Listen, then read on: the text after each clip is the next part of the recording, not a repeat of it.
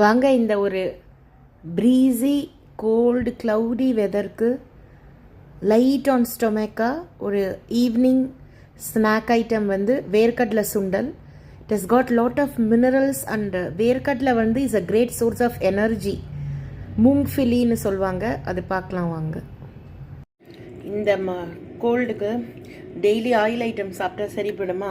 So நிலக்கடலை சுண்டல் பார்க்கலாம். இது ஒரு 2 hours 3 hours ஊறின்னு இருக்கு.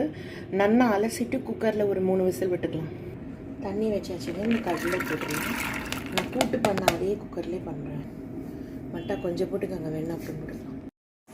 இந்த குளிருக்கு லைட்டாக காரமாக இருந்தால் கூட பரவாயில்லைங்க.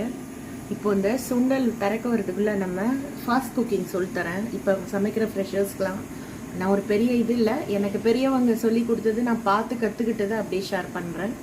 ஒரு பெரிய ஸ்பூன் தேங்காய் எண்ணெய் போட்டுக்கோங்க. அப்போ இந்த விண்டருக்கு நல்லாயிருக்கும் இந்த டேஸ்ட்டு.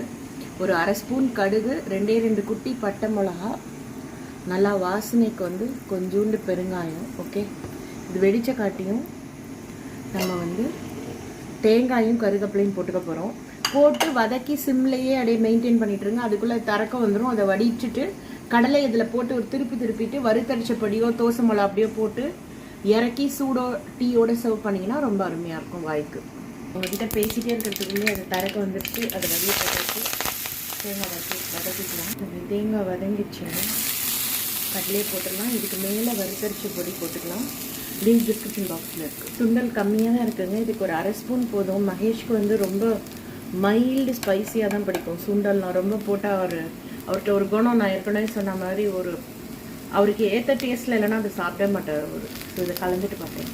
ஸோ நம்ம சுட சுட வேர்க்கடலை சுண்டல் with masala tea ready for this cloudy weather. Different variations of சுண்டல் வந்து இதே வேர்க்கடலையில் பண்ணது டிஸ்கிரிப்ஷன் பாக்ஸில் இருக்குது. ட்ரை பண்ணுங்கள், என்ஜாய் பண்ணுங்கள். இது வரலையும் சப்ஸ்கிரைப் பண்ணலைன்னா Priya Mahesh kitchen channel subscribe பண்ணுங்கள். நீங்கள் நிறைய பெட்டோனியாஸ் நம்ம அப்படியே தான் இருக்குது.